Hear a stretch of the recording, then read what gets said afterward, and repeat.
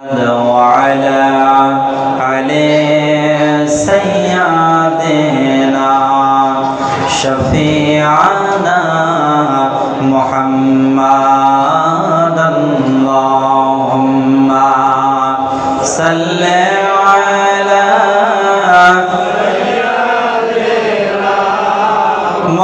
مولانا محمد وعلى علي سيدنا شفيعنا محمد কবরে জন্ম আপনার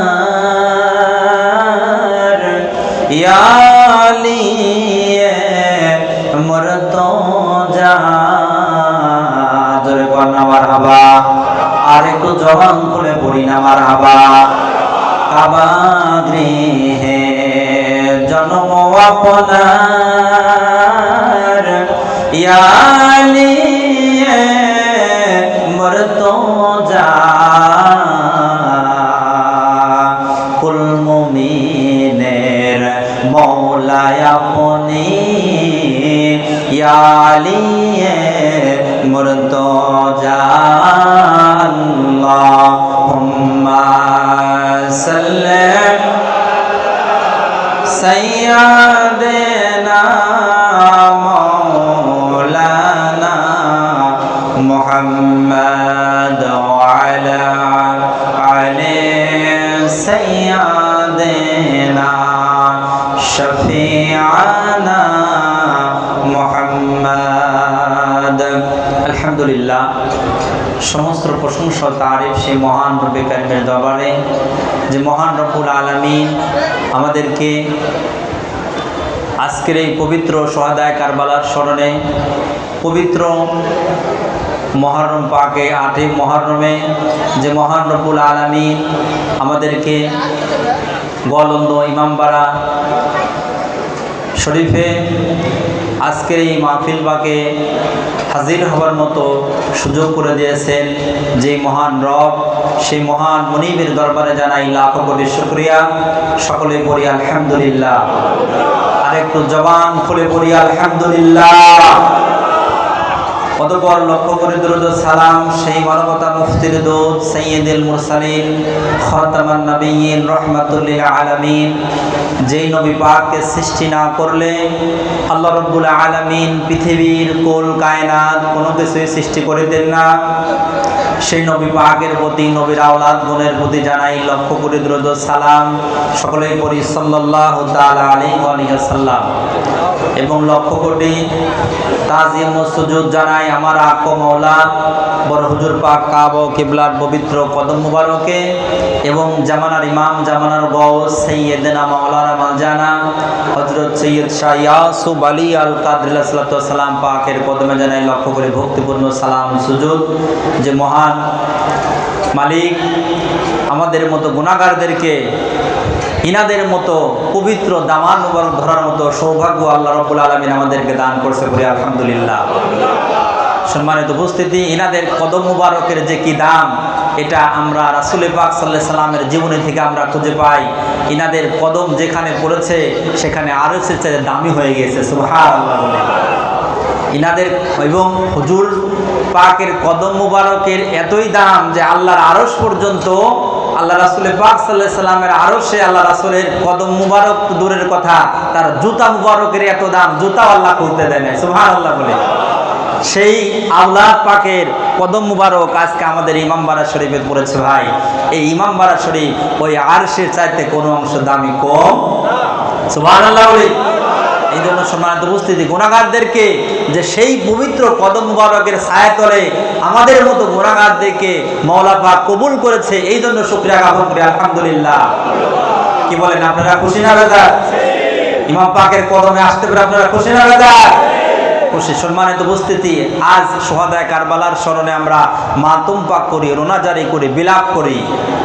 এতে বিভিন্ন জন আলেম ওলামায়ে কেরামগণ, বিভিন্ন কুচক্র মহল যারা আহলে বায়াতের দুশমন, তারা বিভিন্ন রকমের ফতোয়া লাগায়। কথা বলেন ঠিক কিনা? ফতোয়া লাগায় কি লাগায় না? ফতোয়া লাগায়। আপনারা জানেন যে আল্লাহ রাসূল পাক সাল্লাল্লাহু আলাইহি সাল্লামের হাদিস মিশকাত শরীফের 572 নম্বর পৃষ্ঠার মধ্যে হাদিস এসেছে, প্রায় 9 খানা হাদিসের কিতাবের মধ্যে হাদিস এসেছে আল্লাহ রাসূল পাক সাল্লাল্লাহু আলাইহি সাল্লাম মাওলা হুসাইন আলাইহিস সালামের জন্মের দিনে, তার জন্মের দিনে আল্লাহ রাসূল পাক সাল্লাল্লাহু আলাইহি সাল্লাম ইমাম হুসাইন আলাইহিস সালামকে কোলের মধ্যে নিয়ে আল্লাহ রাসূল মাতম জারি করেছিলেন। কেন ভাই? ইমাম হুসাইন আলাইহিস সালামের জন্মের দিনেই আল্লাহ রাব্বুল আলামিন সুখের অভিবাদন জানানোর সঙ্গে সঙ্গে জিব্রাইলকে বলে দিলেন, এই সাথে সাথে আমার রাসূলকে গিয়ে জানায় দাও আমার এই আল্লাহ রাসূলের এই নাতিকে, তার এই শাহজাদাকে 61 হিজরি 10 মুহররমে কারবালার প্রান্তরে আমার একদল গুনাহগার উম্মতেরা, নালায়েকরা, মালাউনরা তাকে শহীদ করে দিবে। সম্মানিত উপস্থিতি আমার, সম্মানিত হাজিরানে কিরাম, পৃথিবীর ইতিহাসে এইরকম কোনো নজির নাই যে কারো জন্মের দিনে তার মৃত্যুর সংবাদ দিয়ে দেওয়া হয়। এরকম আছে? ওয়ানলি ওয়ান, একজন পাওয়ারফুল ম্যান, সেটা হলো ইমাম হুসাইন আলাইহিস সালাম। সুবহানাল্লাহ। যার জন্য আমার আল্লাহ রাব্বুল আলামিন তার রাসূলকে ইচ্ছাকৃতভাবে আল্লাহ রাসূলকে কাঁদানোর জন্য, আল্লাহ রাসূলকে মাওলা হুসাইনের জন্য মাতম জারি করার জন্য, আল্লাহ রাসূলকে মাওলা হুসাইনের জন্য বিলাপ করার জন্য, আল্লাহ রাসূলকে মাওলা হুসাইনের জন্য এই মাতমকে সুন্নতে মুহাম্মদী, শরীয়তে মুহাম্মদী করে দেওয়ার জন্য তার জন্মের দিনে জিবরাইলের মারফতে জানায় দিলেন যে হে জিবরাইল, যাও আমার রাসূলকে গিয়ে আমার হুসাইনের আপনার শাহাদাতের সংবাদ দিয়ে দাও, যাতে করে আমার রাসূল হুসাইনের জন্য কাঁদে, যাতে করে আমার রাসূল হুসাইনের জন্য কাঁদে। আর আমার রাসূল যদি হুসাইনের জন্য কাঁদে, এটা শরীয়ত হবে, এটা সুন্নতে রাসূল হয়ে যাবে। সুবহানাল্লাহ। ভাই, আল্লাহ পাক, আল্লাহর সাথে আল্লাহ রাসূলের কোনো দুশমনী ছিল? আপনারা কি বলেন ছিল? এই খবরটা, এই সংবাদটা আল্লাহ রাসূলের ইন্তেকালের 1 মাস আগে দিলে হতো কিনা, বা 1 সপ্তাহ আগে দিলে হতো কিনা? এটা কি হাদিসে আসতো না?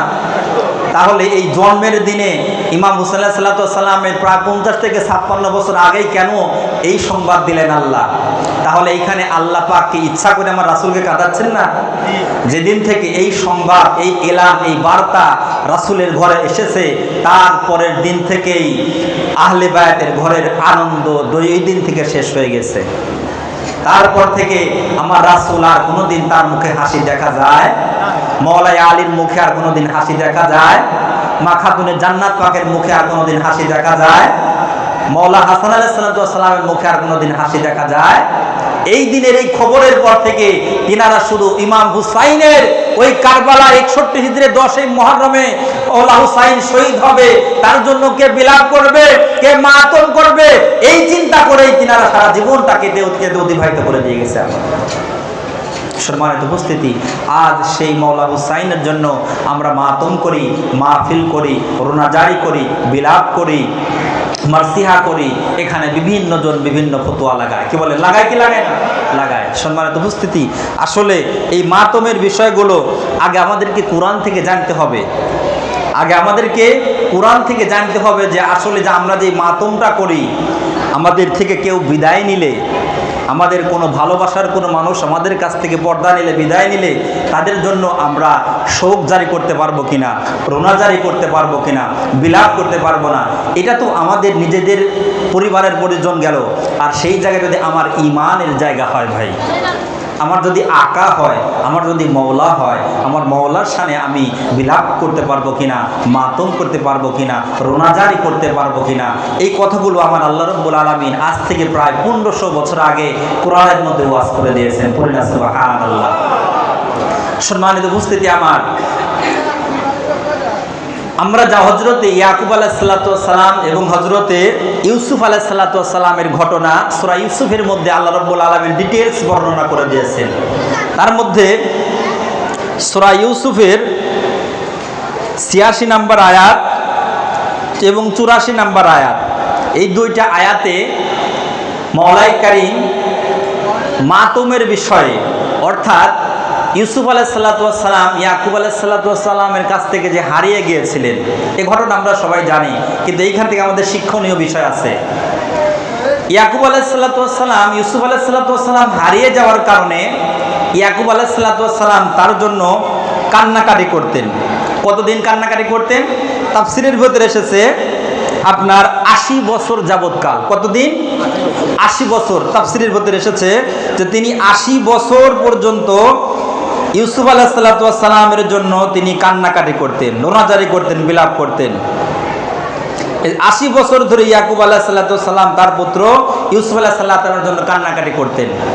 আর এই কান্নাকাটি করার জন্য তিনি একটা বাইতুল হুজুর, এখানে আমার শ্রদ্ধেয় বড় ভাই এবং মাওলানা সাহেব বসা আছেন, আপনারা জানেন বাইতুল হুজুর নামে একটা ঘর, অর্থাৎ আলাদা একটা ইমাম বাড়া, শোকের একটা জায়গা, মাওলানা সাহেব শোক করার একটা জায়গা, মাতুম করার একটা জায়গা, কান্নাকাটি করার একটা জায়গা, তার সাংসারিক জায়গা থেকে আলাদা করে নিয়ে তিনি তার বেটা ইয়াকুব আলাইহিস সালাম, তার বেটা ইউসুফ আলাইহিস সালামের জন্য তিনি মাতুম করার জন্য, বিলাপ করার জন্য, মাসিয়া করার জন্য, কান্নাকাটি করার জন্য, শোক প্রকাশ করার জন্য তিনি বাইতুল হুজুর নামে একটা ঘর তৈরি করে দিলেন। সেই ঘরের ভিতরে 80 বছর যাবত তিনি কান্নাকাটি করেছেন।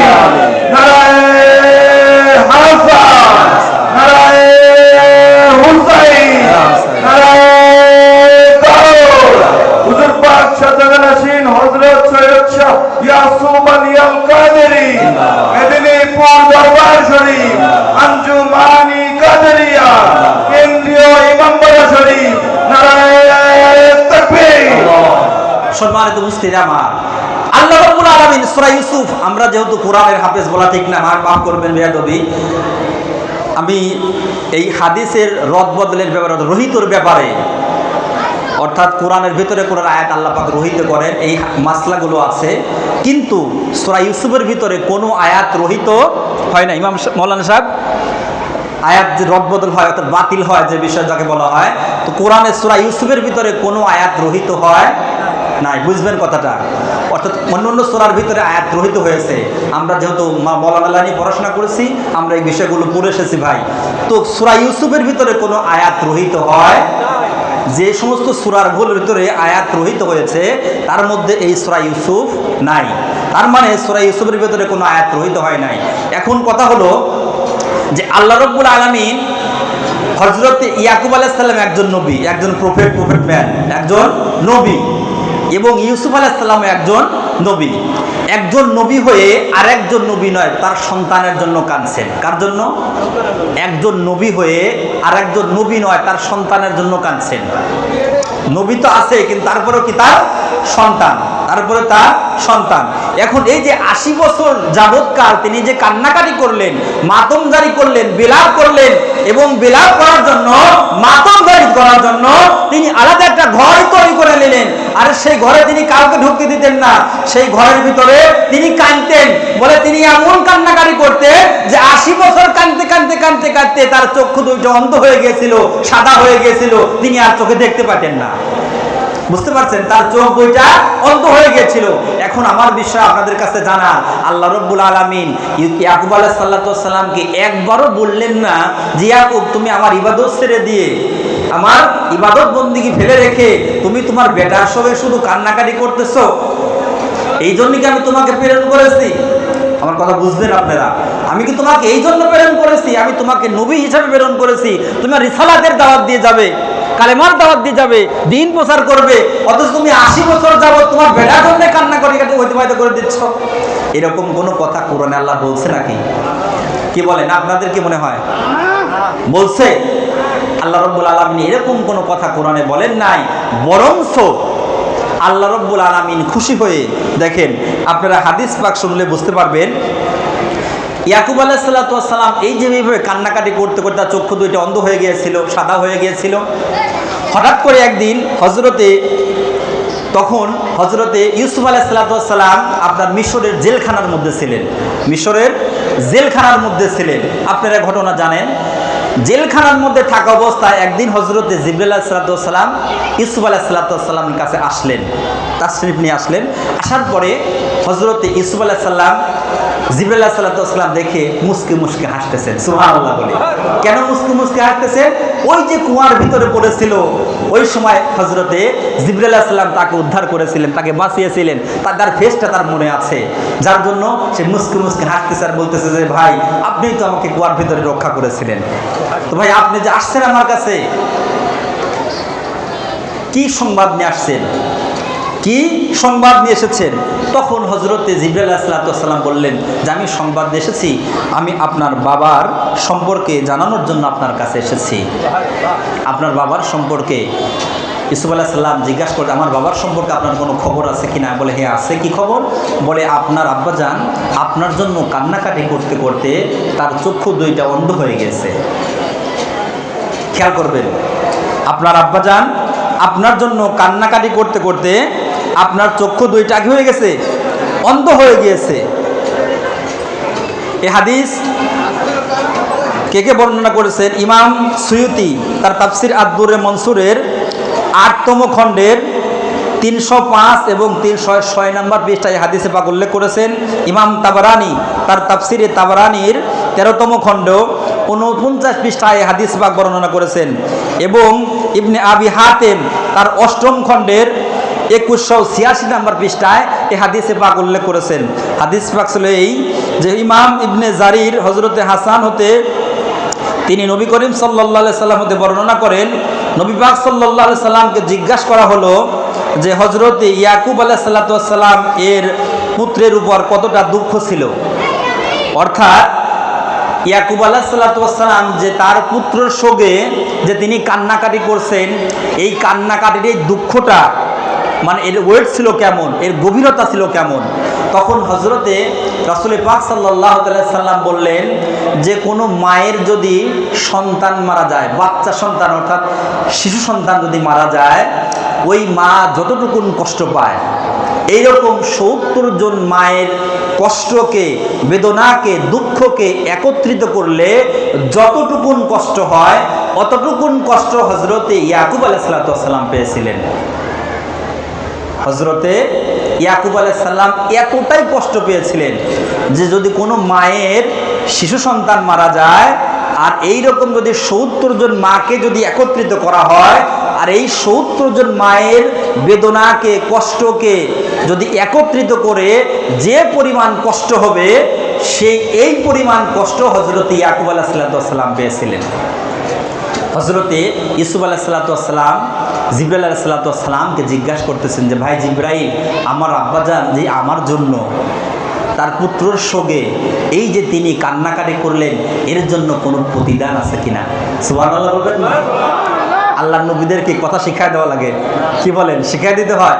আল্লাহর নবীরা ভিতর থেকে অটোমেটিকভাবে তিনরা চালাক, কি বলেন? চালাক না? বুদ্ধিমান না? বলতেছে যে আমার আব্বা যে আমার জন্য এই যে কান্নাকাটি করলেন, এর জন্য আমার বাবার জন্য কি আল্লাহ পাক কোনো পুরস্কারের ব্যবস্থা রাখছে নাকি? বলে হ্যাঁ, পুরস্কারের ব্যবস্থা রাখছে। বলে কি পুরস্কার? বলে আপনার আব্বা যে আপনার জন্য কান্নাকাটি করলেন, এই কান্নাকাটি করার জন্য আপনার আব্বাকে পুরস্কার হিসেবে জিবরাইল আলাইহিস সালাম ১০০ জন শহীদের সমান মর্যাদা দেওয়া হবে। সুবহানাল্লাহ।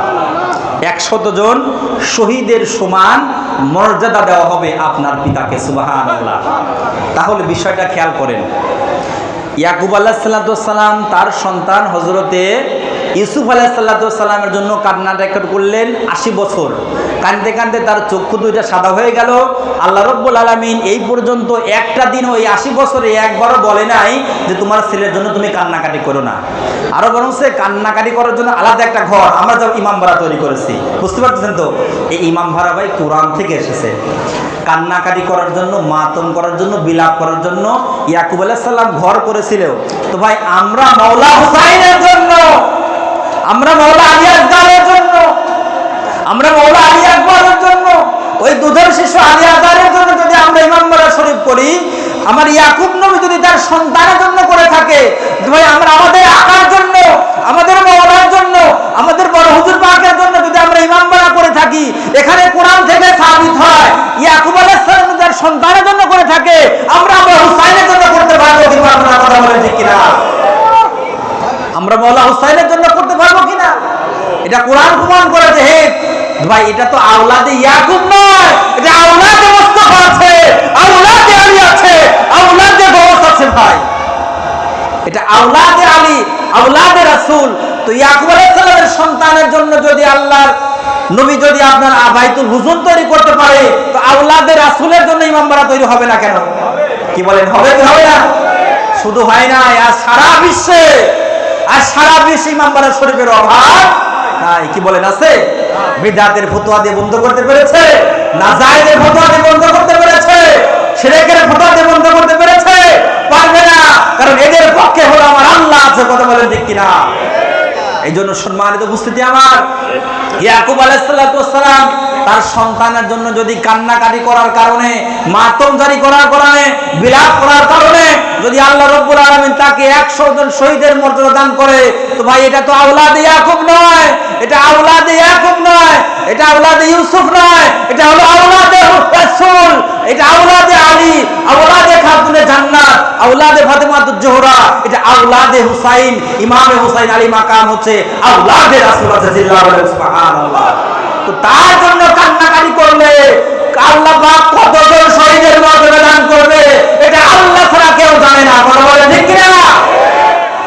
আওলাদে ইয়াকুবের জন্য যদি কান্নাকাটি করার কারণে 100 জন শহীদের মর্যাদা দেওয়া হয়, তাহলে আওলাদে হুসাইনের জন্য যদি কাঁদেন, তাহলে আল্লাহ রাব্বুল আলামিন হাজারো শহীদের মর্যাদা আপনার আমলনামায় দান করে দিবে। হুসাইন ইয়া হুসাইন, হুসাইন ইয়া হুসাইন। সম্মানিত উপস্থিতি আমার, আমরা যদি আওলাদে হুসাইনের জন্য কান্নাকাটি করি, তাহলে আল্লাহ রাব্বুল আলামিন কত পরিমাণ শহীদের মর্যাদা দিবে তার কোনো ডেফিনিশন, নিদর্শন আল্লাহ রাব্বুল আলামিন বলে। শুধু ইয়াকুব আলাইহিস সালাম একটা উদাহরণ দিয়ে গেছে যে যদি ইয়াকুবের সন্তানের জন্য, তাও কি দেখেন কোরআনের লাফজগুলো পড়লে পরে আপনারা ভালো বুঝতে পারবেন। কোরআনের লাফজ এইভাবে বলা হচ্ছে যে ক্বালা ইন্নামা আশকু বাসি ওয়া হুজনি ইলাল্লাহ ওয়া আ'লামু মিনাল্লাহি মা লা তা'লামুন। এখানে মাওলানা সাহেব আছে, আল্লাহ রাব্বুল আলামিন কোরআনের মধ্যে বলতেছেন যে ওয়া আ'লামু মিনাল্লাহ। ইয়াকুব আলাইহিস সালাম নিজে বলতেছেন যে আল্লাহ রাব্বুল আলামিন আমাকে যা জানিয়েছেন, ওয়া আ'লামু মিনাল্লাহ, আল্লাহর পক্ষ থেকে আমি যা জানি, মা লা তা'লামুন, যা তোমরা জানো না। এই কথা দ্বারা আল্লাহ রাব্বুল আলামিন কোরআন থেকে সাবিত করছেন যে ইয়াকুব আলাইহিস সালাম জানতেন তার সন্তান ইউসুফ আলাইহিস সালাম মারা যায়। বুঝতে পারছেন তোমার কথা? আল্লাহর কোরআন থেকে সাবিত হচ্ছে।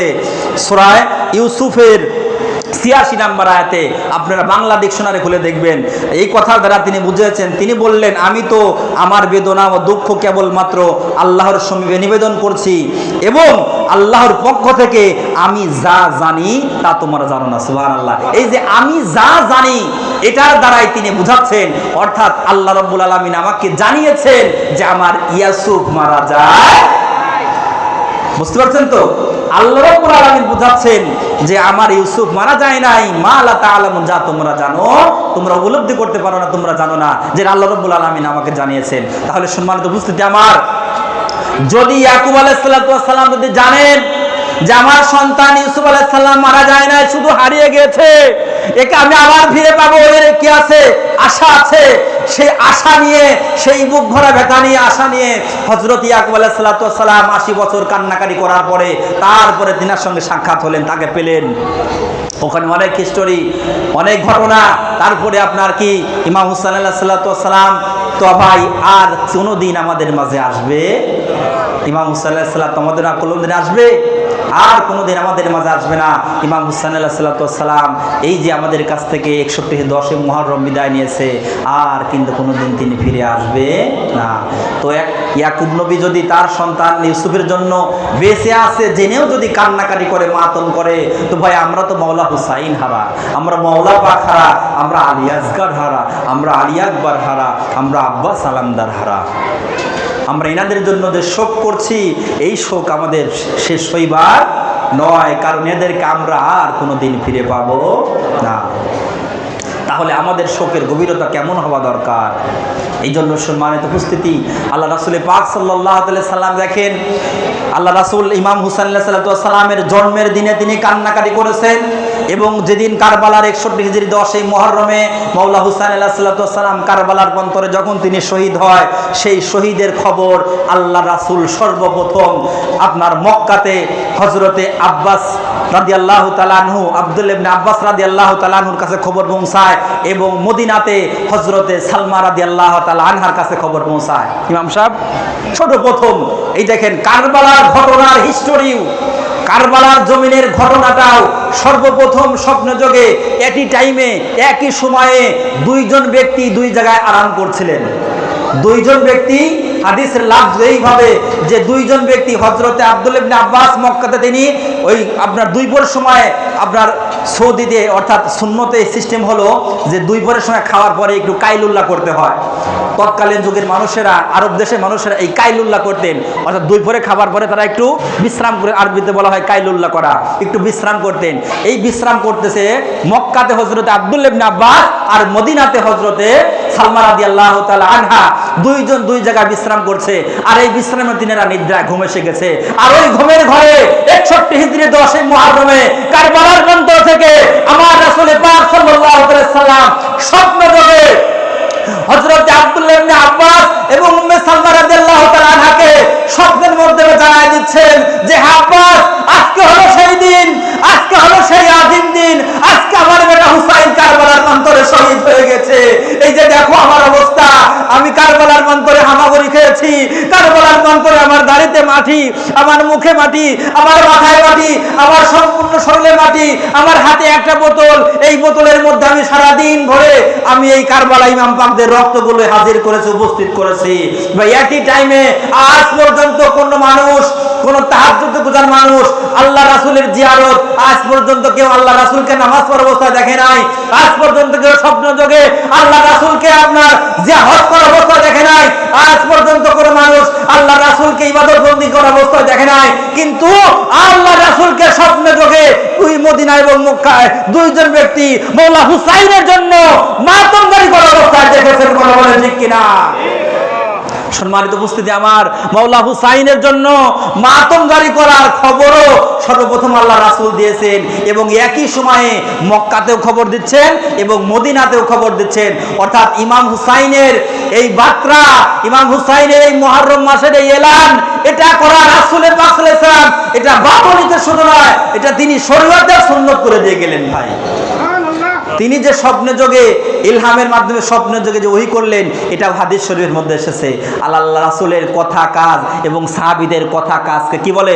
হাদিস বলে, সম্বোধন করে। আমরা হাদিসের লাফজগুলো পড়েছি। হাদিস কাকে বলা হয়? যে আল্লাহ রাসূলের কথা কাজ, মন সমর্থন এবং সাহাবায়ে কেরামদের কথা কাজ ও মন সমর্থনকে হাদিস বলা হয়। এগুলো সব সহিহ হাদিসের মধ্যে এসেছে। ভাই, অথচ আজ আমরা সেই মাওলা হুসাইনকে ভুলে গিয়েছি, সেই কারবালা আমরা ভুলে গিয়েছি। আজকে দেখেন বিভিন্ন জায়গায় বিভিন্ন ধরনের আলেম ওলামারা বিভিন্ন ফতোয়া দিচ্ছে, এগুলো করা যাবে না, কি বলেন? কিন্তু আল্লাহর কোরআন থেকে সাবেত। এবং দেখেন যে আমরা যে হাই হুসেন হাই হুসেন করি, আমরা কিভাবে মাতম করি? ইয়া হুসেন হাই হুসেন, ইয়া আব্বাস, ইয়া আলী, হাই হুসেন হাই হুসেন। আমাদের মাতনের ধরন এইরকম না? আমাদের মাতনের ধরন এইরকম। দেখেন, এখন দেখেন যে ইয়াকুব আলাইহিস সালাম যে ইউসুফ আলাইহিস সালামের জন্য যে মাতম করেছেন, তার মাতনের ধরনটা কেমন ছিল? কে বলেন? দেখার দরকার আছে না?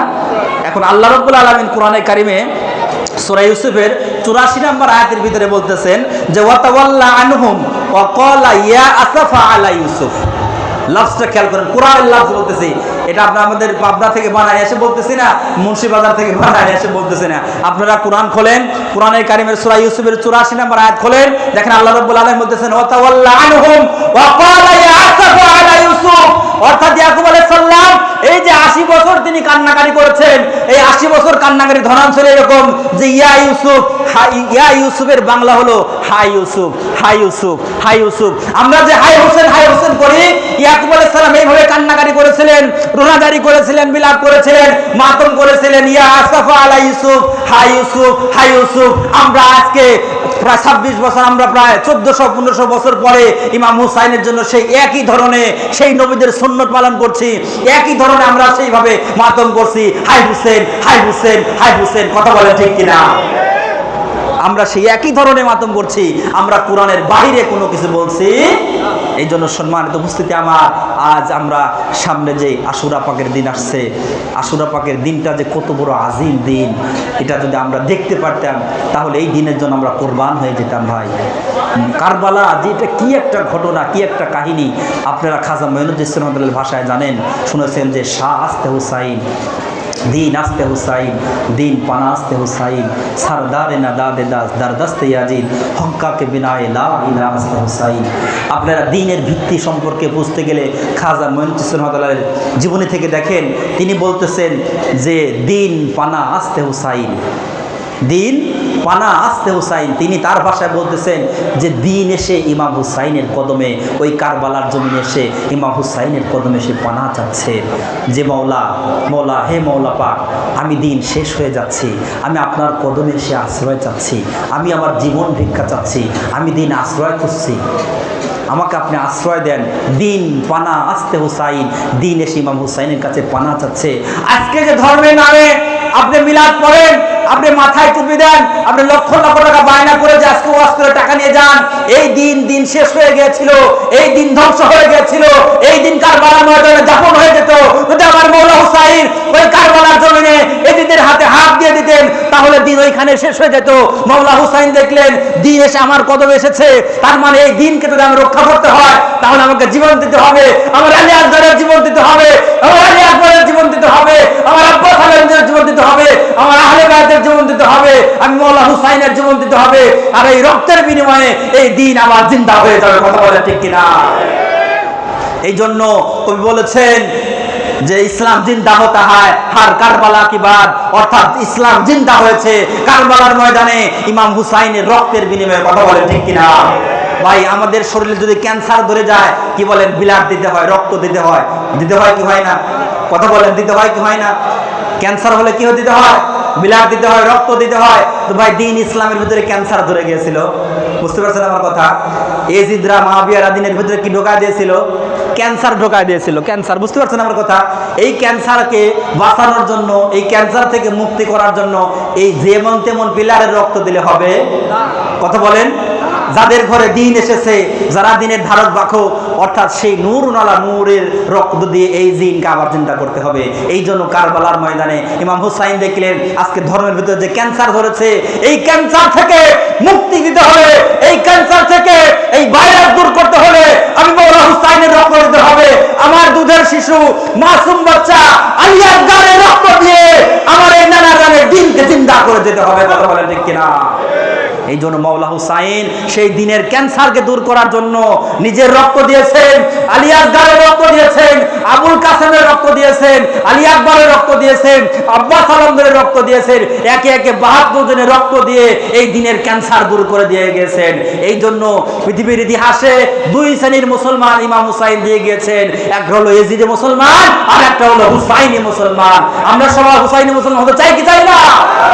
আমরা সবাই হুসাইনি মুসলমান চাই, ওটাই তো ইনশাআল্লাহ। মওলা পাক আমাদেরকে কবুল করুক, যেন মওলার গোলামে, মওলার কদমে যেন আমরা থাকতে পারি, মওলা হুসাইনের কদমে যেন থাকতে পারি। আমাদের আকা মওলা জামানার ইমাম, জামানার গৌস সাইয়েদেরা মাওলানা মাওলানা হযরত সৈয়দ শাহ ইয়াসুফ আলী আল কাদরি সাল্লাল্লাহু আলাইহি সাল্লামের পবিত্র দামানের কদমে যেন আমরা ধরে থাকতে পারি শেষ নিঃশ্বাস পর্যন্ত। কি বলেন? শেষ নিঃশ্বাস পর্যন্ত না? আমি এখানে আপনাদের এই দৌলত দেশে দেখলাম অনেকেই দরবার শরীফে গেছে, আবার আমাদের তরিকার মাহফিলও পড়াইছে, কিন্তু এখন দিন থেকে খারিজ। কথা বলেন না কেন? আছে না? তাই সবসময় প্রয়াস করতে হবে যে মওলা শেষ নিঃশ্বাস পর্যন্ত যেন তোমার কদমে থাকতে পারি। বুঝতে পারছেন তো? ছেলেপেলের পালাবনে পড়িয়া তারা কিন্তু আলাদা হয়ে যাচ্ছে। ছেলেপেলের পালাবনে পড়া যাবে না। ছেলেপেলের মতন আপনার মতো আপনার, কারণ আপনার কবরে আপনি যাবেন, ছেলের কবরে ছেলে যাবে। ছেলে খাবার দেবে কিনা আমাদের সেটা দেখার বিষয় আপনার না। রিজিকের মালিককে কত ইজ্জু মান তাশা ওয়া তুযিল্লু মান তাশা ওয়া মা মিন ফিল আরদি ইল্লা আলাল্লাহি রিজকুহা। জমিনে যত বিচরণশীল পানি আছে সমস্ত বিচরণশীল পানির রিজিকের মালিক কে? তাহলে আপনি রিজিকের আশায়, দুই মুঠ ভালো খাওয়ার আশায় ইমান থেকে সরে গেলেন, মওলা হুসাইনের কদম থেকে সরে গেলেন, বড় হুজুর পাকের কদম থেকে সরে গেলেন। আছে না? এই জন্য সবসময় একটাই ফরিয়াদ করবে যেন মাওলা যেন শেষ নিঃশ্বাস পর্যন্ত যেন তোমার পবিত্র কদম মুবারকের ছায়াতলে যেন থাকতে পারি। মাওলাই কারিম যেন আমাদেরকে সেই আশা ব্যক্ত করে আমি আমার এইখানেই বক্তব্য শেষ করছি। মাওলা পাক যেন সামনে যে সোহাদা কারবালার সামনে যে তাজিয়া পাক মিছিল হবে, মাওলা কারিম